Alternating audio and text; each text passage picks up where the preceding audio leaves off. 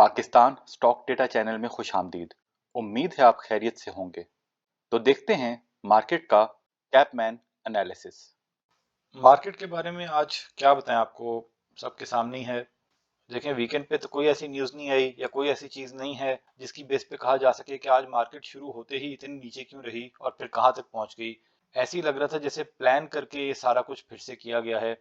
तो वही बात है कि जब प्लान करके ये लोग ऊपर लेके जाते हैं तो प्लान करके नीचे लेके आते हैं। हमारा एक अकाउंट ना एक और ब्रोकर के पास भी खुला हुआ है और उसके पास हमने थोड़े से पैसे रखे हुए हैं। उनकी एप्लीकेशन बिल्कुल ही फारिग थी कि हमने उसको छोड़ दिया, बस थोड़े से लॉन्ग टर्म के लिए रखे हुए हैं। तो वो कभी कभी भेजते रहते हैं बाय और सेल कॉल।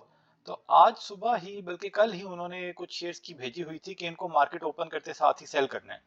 हालांकि ऐसी कोई बात फ्राइडे को नहीं कही गई थी।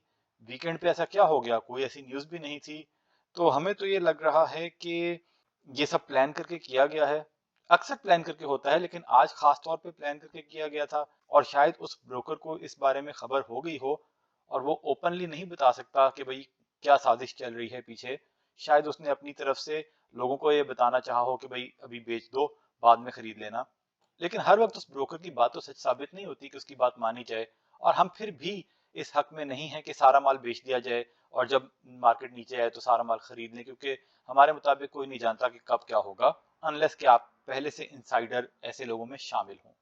लेकिन भाई सिंपल सी बात है, हम वही कहेंगे कि अगर आप लॉन्ग टर्म इन्वेस्टर हैं हमारी तरह, अगर आपने अच्छे शेयर्स में इन्वेस्टमेंट की हुई है हमारी तरह, तो आपको आज की मार्केट की परफॉर्मेंस के बाद भी ज्यादा परेशान नहीं होना चाहिए। हम ये नहीं कहते बिल्कुल परेशान ना हो। जाहिर बात है आपको अपना पोर्टफोलियो की तरह नीचे नजर आ रहा है, हर शेयर ही आज तो लग रहा है लोअर लॉक पे है।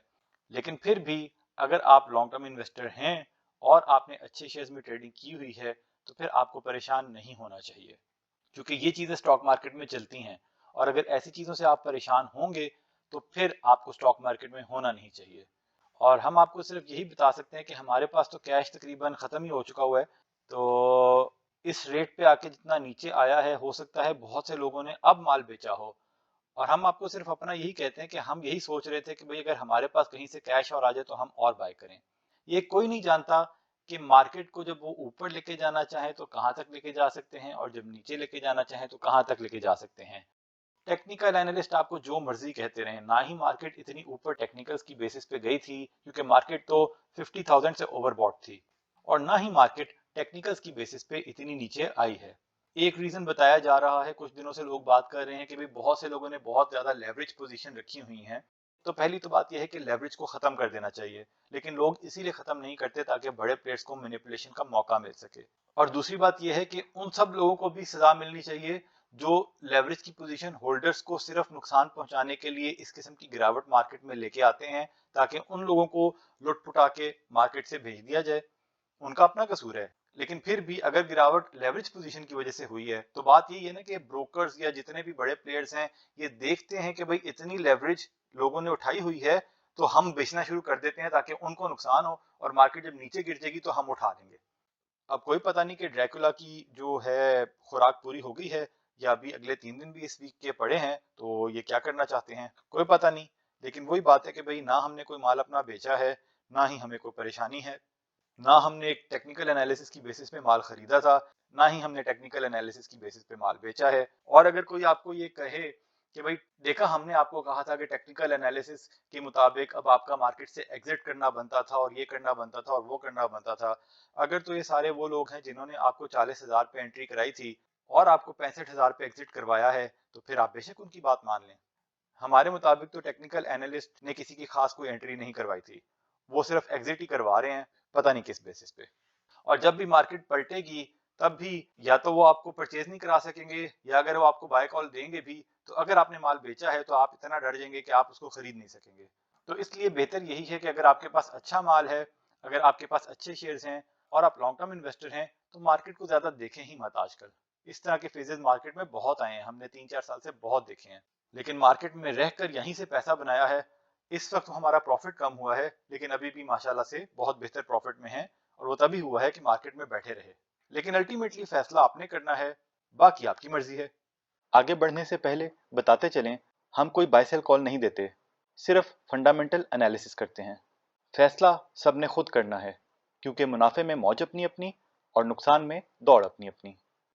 सर्किट ब्रेकर्स को देख लें तो अपर कैप में है कुछ कंपनियां, लेकिन लोअर कैप देखते हैं, हम सिर्फ अच्छी कंपनियों का जिक्र करेंगे।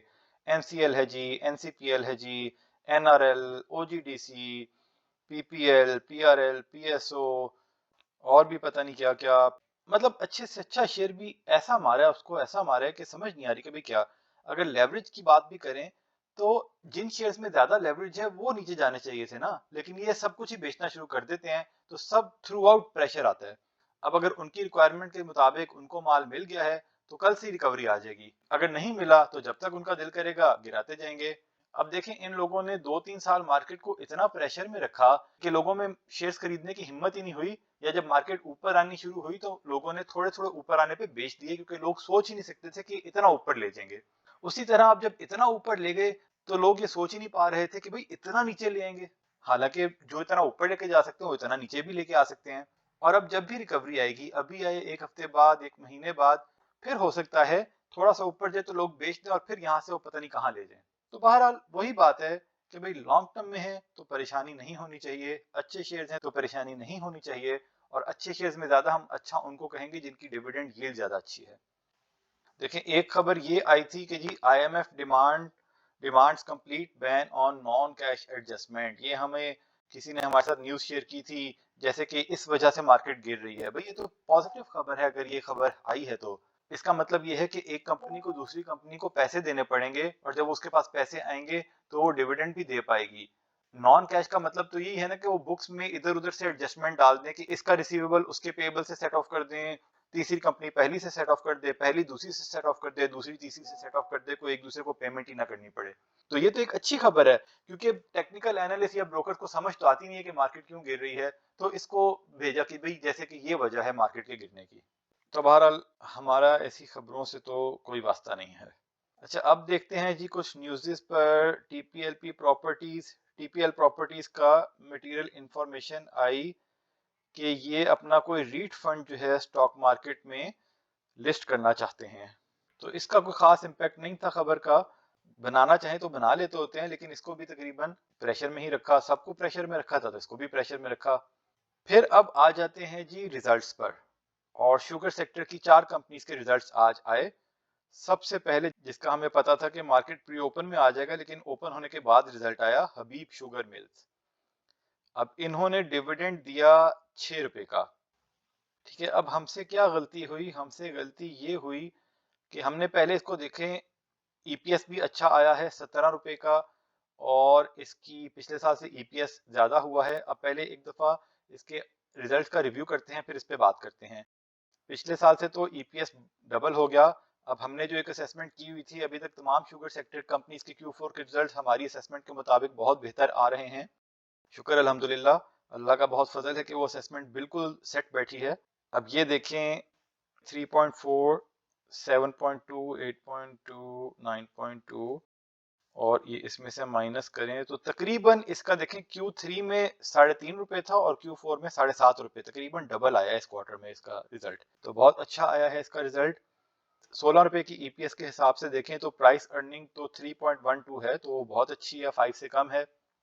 उसके बाद अगर डिविडेंड यील्ड देखें तो 6 रुपए का डिविडेंड और 51 रुपए की प्राइस, डिविडेंड यील्ड इतनी अच्छी नहीं है, 12% है। वैसे हमने तो जब इसकी असेसमेंट की थी तब इसकी 35 रुपीज प्राइस थी, उस हिसाब से तो डिविडेंड यील्ड बहुत अच्छी है। इस रेट पे इतनी अच्छी नहीं है। देखिए, जाने को तो कहीं भी शेयर ऊपर जा सकता है, लेकिन हमें लगा कि रिजल्ट अच्छा आया है, डिविडेंड मुनासिब है, लेकिन फिर भी हमारे क्राइटेरिया के मुताबिक और अच्छे शेयर्स हैं इससे, तो हमने जो उसके रखे हुए थे हमने सोचा उसको बेच देते हैं, तो हमने 50 के पास बेच दिए। लेकिन इसको बाद में अपर कैप लगा। उसकी वजह है, उसकी वजह यह है कि इन्होंने ये बाद में मटेरियल इंफॉर्मेशन एक और आई इनकी कि बोर्ड ऑफ डायरेक्टर्स ने बायबैक का डिसाइड किया है। तो बायबैक में आपको पता है, जब कंपनी की खबर आती है तो आमतौर पे काफी हलचल होती है। कुछ शेयर्स में तो उसमें बहुत मूवमेंट बनती है, बहुत ऊपर जाते हैं, कुछ शेयर्स रुक जाते हैं। हालांकि हमने असेसमेंट के जरिए इस चीज को बताया है कि सारे ही वो अच्छे हैं, लेकिन जैसे ही ये बायबैक की खबर आई तो इसको अपर कैप लग गया। अब बायबैक का पहले देख लेते हैं कि इसका क्वांटम क्या होगा, कि 15 मिलियन शेयर्स इन्होंने बायबैक करने हैं, जो 10% ऑफ ऑर्डिनरी शेयर कैपिटल है। लेकिन देखते हैं जी 15 मिलियन फ्री फ्लोट का कितना है। तो फ्री फ्लोट का 15% जो है, सॉरी 15 मिलियन जो है तकरीबन 33% है। तो उसके हिसाब से इसके बाद फ्री फ्लोट भी काफी कम हो जाएगा। काफी ज्यादा शेयर्स इन्होंने बाय करने हैं। इस शेयर में वॉल्यूम भी ज्यादा नहीं लगते, तो प्रोबेबली इसमें अभी गुंजाइश काफी मौजूद है। हमसे मिस क्या हो गया ये देखें, ये होती है तवज्जो से देखना रिजल्ट्स। अब देखें, अगर आप रिजल्ट्स को गौर से पढ़ें, हमने सिर्फ कैश डिविडेंड पढ़ा और हमने यहाँ पे ईपीएस देखा, लेकिन इसी में इन्होंने यहाँ से छोटी सी इंफॉर्मेशन दी हुई है कि recommendation of buyback of shares. ये इसकी तफसील बाद में आई, लेकिन यहाँ पे उन्होंने बता दिया था कि ये रिकमेंड हुआ है। अगर हमने ये पढ़ लिया होता तो हमारे पास इसके शेयर्स थे वो हम ना बेचते। तो ये वो बात होती है कि भाई अगर आप तवज्जो से देखेंगे तो फिर आप असेसमेंट बेहतर कर सकते हैं। तो ये हमारी गलती हुई जिसका हमें नुकसान हुआ। बहरहाल हमने इसके कैप पे फिर जो है ना ज्यादा नहीं, फिर सिर्फ 1000 हमने बायबैक के लिए लगाए थे, क्योंकि जो इसको बेच के पैसे आए थे वो दूसरे शेयर्स इतने नीचे जा रहे थे कि हम वो थोड़े थोड़े खरीदते रहे। हमें नहीं अंदाजा था कि सारी लो लॉक पे चले जाएंगे, तो हमने थोड़ा ऊपर ऊपर उसको 3-4% डाउन पे खरीद लिए। तो इसलिए हमें ये वापस बायबैक करने के पैसे नहीं बचे थे। हमने लॉक पे 1000 रुपये लगा दिया था और वो 1000 हमें मिल गया, तो अब इसमें उतना ही रखेंगे। अब कोई पता नहीं है यहाँ से कहाँ जाए, क्योंकि बायबैक के ऊपर ना आप फिर प्रिडिक्ट नहीं कर सकते। बहुत से शेयर्स आपके सामने है कि वो बहुत ऊपर चले गया और कुछ वहीं पे नीचे रहे। अगर तो ये कुछ अरसे यहीं पे नीचे रहा तो हम शायद इसमें कुछ और बाय कर लें। अगर ये ऊपर ही ऊपर जाता रहा तो बस फिर 1000 को ही इंजॉय करेंगे। लेकिन ये तो बायबैक की बात थी। ओवरऑल इसका रिजल्ट काफी अच्छा आया है और लॉन्ग टर्म में ये पोर्टफोलियो में शामिल करके रखा जा सकता है कुछ कुछ शेयर्स। बस अब आपने एक काम करना है, इसका भी और बाकी भी शुगर कंपनीज का, अगर आपका उनमें इंटरेस्ट है तो, कि आपने जो है उनकी फाइनेंशियल स्टेटमेंट जब आएंगी तो उसके ऊपर डायरेक्टर्स रिपोर्ट जरूर पढ़नी है कि उनको फ्यूचर आउटलुक कैसा नजर आ रहा है। और Q1 की रिपोर्ट देखनी है कि उनकी जो Q1 की आएगी जनवरी फरवरी में, कि उनकी इस साल की प्रोडक्शन कितनी हुई, क्योंकि यही उनका सीजन होता है गन्ने की कटाई का। तो पता लग जाता है कि प्रोडक्शन कितनी हुई और उसी प्रोडक्शन पे वो पूरा साल फिर कमाते हैं। तो जिस जिस कंपनी की प्रोडक्शन पिछले साल जैसी हो वहां से आप पता लगा सकते हैं कि वो आगे भी अच्छी चलती रही। अभी हम आगे भी देखेंगे, पहले भी शुगर कंपनीज के रिजल्ट्स अच्छे आए, आगे भी कंपनीज के रिजल्ट्स अच्छे आ रहे हैं। और आज की ऐसी परेशान कुन मार्केट में भी शुगर सेक्टर सस्टेन किया, क्योंकि वही बात है कि शुगर सेक्टर में ज्यादा वॉल्यूम्स लगते नहीं है, इसमें गेमर्स उस तरह दाखिल नहीं हुए होते, तो ना ही वो इसको ऊपर लेके गए होते हैं, तो ना ही वो इसको उस तरह गिरा पाते हैं। करना चाहें तो कर भी सकते हैं, लेकिन वो शॉर्ट टर्म ही होता है। अगर शेयर्स अच्छे हैं तो वो ऐसे शेयर्स को उससे कोई फर्क नहीं पड़ता। ये देखें, एक अपर कैप पे था अपने रिजल्ट्स की वजह से और अपनी न्यूज की वजह से। उसके बाद है जी थल इंडस्ट्रीज। इसका रिजल्ट आया, इन्होंने 5 रुपए का डिविडेंड दिया है। ईपीएस इनकी 130 रुपए है। तो इन पे तो सॉरी टू से, लेकिन एक किस्म से लानत ही भेजनी चाहिए कि ये पहले भी काफी कमाते रहे हैं लेकिन डिविडेंड कभी भी अच्छा नहीं देते। हमने अपनी असेसमेंट वाली वीडियो में बताया था। और ये इसका कुछ यहाँ पे कुछ गलत लग रहा है। यहाँ पे ये Q1 का तो अभी इसका हुआ नहीं है, Q3 के फाइनल रिजल्ट्स आए हैं, तो एक पता नहीं क्या लिखा हुआ है उन्होंने, तो वो आपको खुद फाइनेंशियल से चेक करना चाहिए। बहरहाल हम इसकी तफसील नहीं देखते क्योंकि हमारा ऐसी कंपनी में कोई इंटरेस्ट ही नहीं है जो अपने शेयर होल्डर्स के साथ शेयर नहीं करते। इसलिए रिजल्ट तो बहुत अच्छा है लेकिन हमारा ऐसी कंपनी में इंटरेस्ट नहीं है। उसके बाद है जी बाबा फरीद शुगर मिल्स। इनकी ईपीएस आई जी 9 रुपए 60 पैसे, पिछले साल लॉसेस में थे। यानी कि शुगर का इतना जबरदस्त कारोबार हुआ इस दफा कि लॉसेस वाली कंपनी भी प्रॉफिट्स में आ गई है। लेकिन इन्होंने कुछ नहीं दिया क्योंकि शायद पुराने लॉसेस अभी सेट ऑफ कर रहे हो। तो प्राइस तो इसकी काफी ऊपर है लेकिन हमारा इसमें इंटरेस्ट नहीं है। बहरहाल रिजल्ट देखें कैसा आया है। और अब जी माशाल्लाह, वो जबरदस्त कंपनी जिसकी हमने जबरदस्त असेसमेंट की, जिसने हमें जबरदस्त प्रॉफिट दिया और आज भी उसका आउटस्टैंडिंग रिजल्ट आया है। इसका रिजल्ट देखें जी, 181 रुपीज की ईपीएस। एस शाह मुराद शुगर मुआ। अच्छा जी, इसकी ये भी इसके बाद ज्यादा ऊपर नहीं गया लेकिन पॉजिटिव रहा। देखिए प्राइस को देख के तो इसको अपर कैप्स लगने चाहिए थे, लेकिन बहरहाल कोई बात नहीं। अब इसकी देखें जी, इसकी 181 रुपीज की ईपीएस है, तो प्राइस अर्निंग इसकी 2 से भी कम है, 1.5 बन रही है। मतलब ये शेयर इतना ऊपर चला गया लेकिन अभी भी आप समझ लें कि ये शेयर फ्री में है लॉन्ग टर्म के हिसाब में। इसकी फाइनेंशियल्स को देखें तो पिछली दफा 78 रुपए थे, 100 रुपए की ईपीएस में इजाफा हुआ है। अगर लास्ट 3 क्वार्टर्स को देखें तो 50, 90 और 115 और 65 रुपए की ईपीएस आई है Q4 में। Q3 से डबल से भी ज्यादा हुई है। और इसका अगर देखें डिविडेंड कितना दिया है, इसने 20 रुपए का डिविडेंड दिया है ईयर एंड पे और 30 रुपए का पहले दे चुके हैं, पूरे साल में 50 रुपए का डिविडेंड है और तकरीबन इस रेट पे 18% डिविडेंड यील्ड बन रही है। और आज की तारीख में ये उम्मीद की जाती है कि इनके ऑपरेशंस अगले साल भी ऐसे ही रहेंगे और अगले साल भी अगर 50 रुपए का डिविडेंड दिया तो आज के रेट में डिविडेंड यील्ड 20 के पास है, तो ये आपके पोर्टफोलियो में इस रेट पे भी आप इसको डाल सकते हैं अगर डालना चाहें तो। हम नहीं जानते कि ये यहाँ से ऊपर जाएगा कि नीचे आएगा, वो कोई नहीं जानता, लेकिन इस रेट पे भी आप डाल सकते हैं। पे आउट वैसे देखें तो पिछले साल भी इन्होंने 20 रुपए का पे आउट दिया था, उससे पिछले साल ईपीएस कम हुई थी तो 3 रुपए, मतलब अच्छा डिविडेंड हमेशा से देते आ रहे हैं। तो अगर इनकी ईपीएस अच्छी चलती रहे तो डिविडेंड मुनासिब देते रहेंगे। यार ये भी बायबैक अनाउंस कर देते, इसमें तो लूटी मच जानी थी वैसे, लेकिन नहीं किया, कोई बात नहीं। तो जनाब इसका हो गया, प्राइस अर्निंग होगी तकरीबन 1.5 है, डिविडेंड यील्ड तकरीबन 18 to 20% है।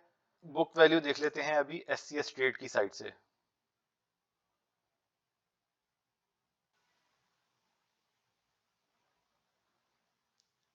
अच्छा जी, बुक वैल्यू भी माशाल्लाह इसकी 374 रुपए, बहुत जबरदस्त है।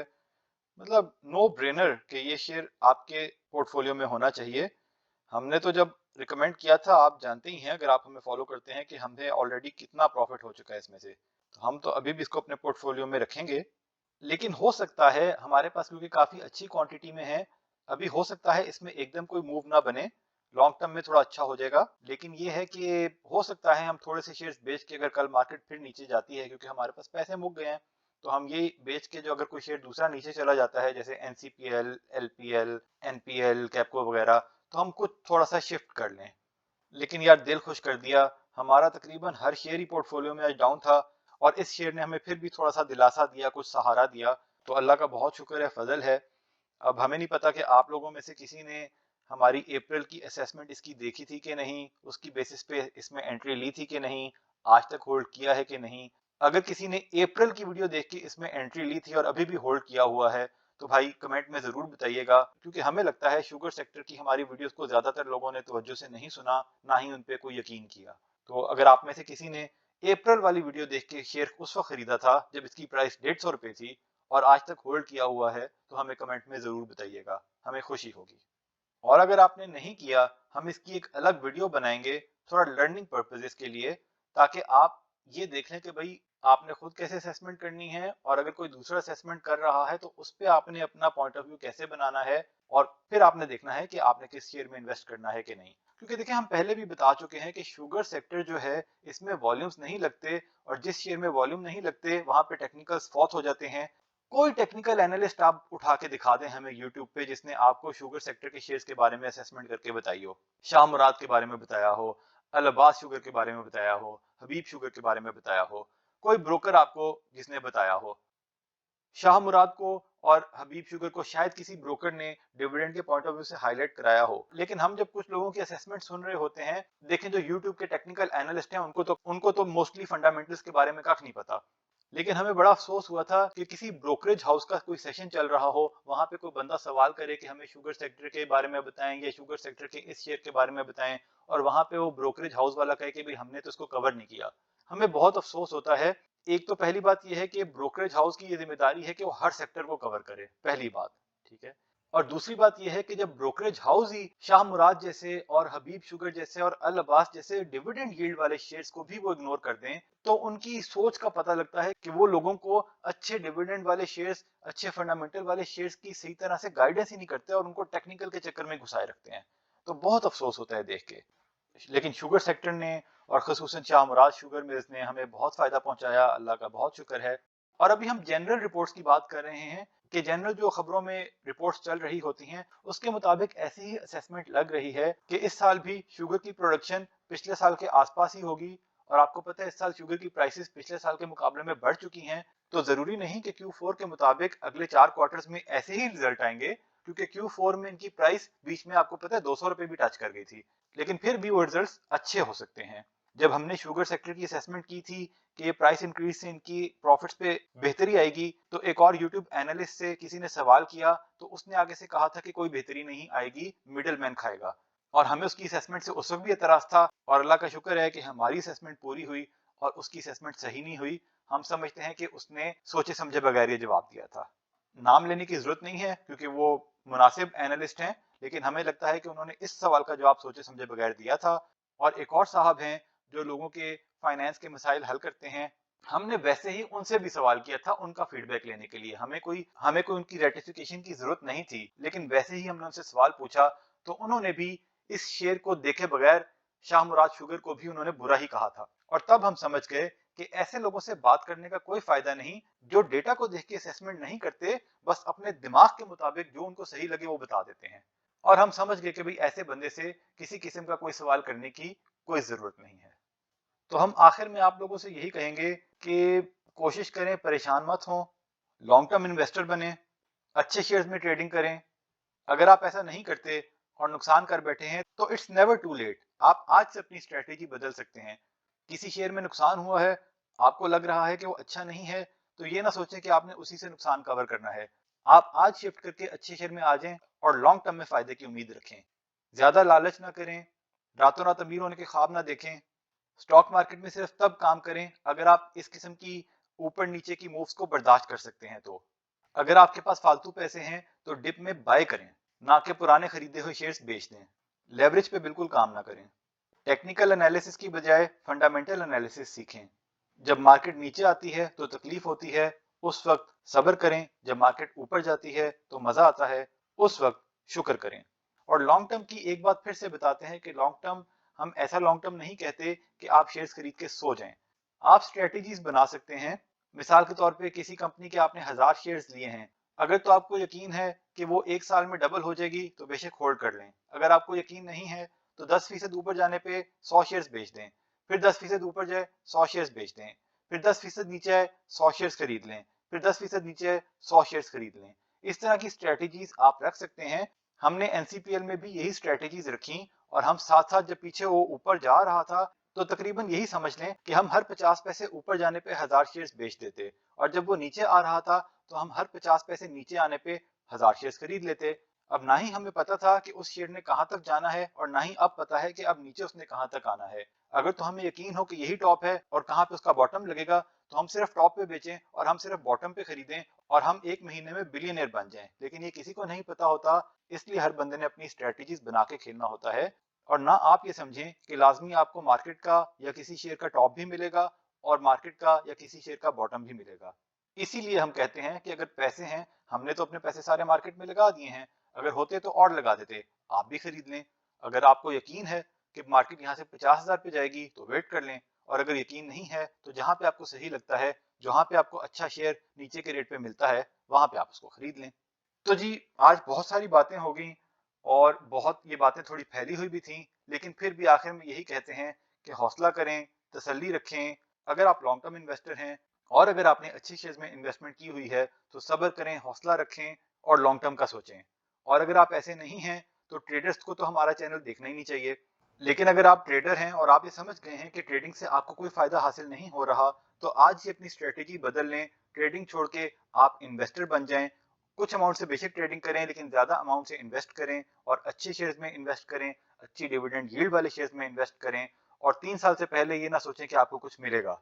हो सकता है पहले मिल जाए, लेकिन आप अपनी सोच ऐसी बनाएंगे तो फिर आप मार्केट से कुछ कमाएंगे भी और जितना मिलेगा उस पर आप सुकून भी करेंगे। तो अपना ख्याल रखें, हौसला करें, कमजोर दिल वाले स्टॉक मार्केट से दूर रहें, खुश रहें। अल्लाह के हवाले।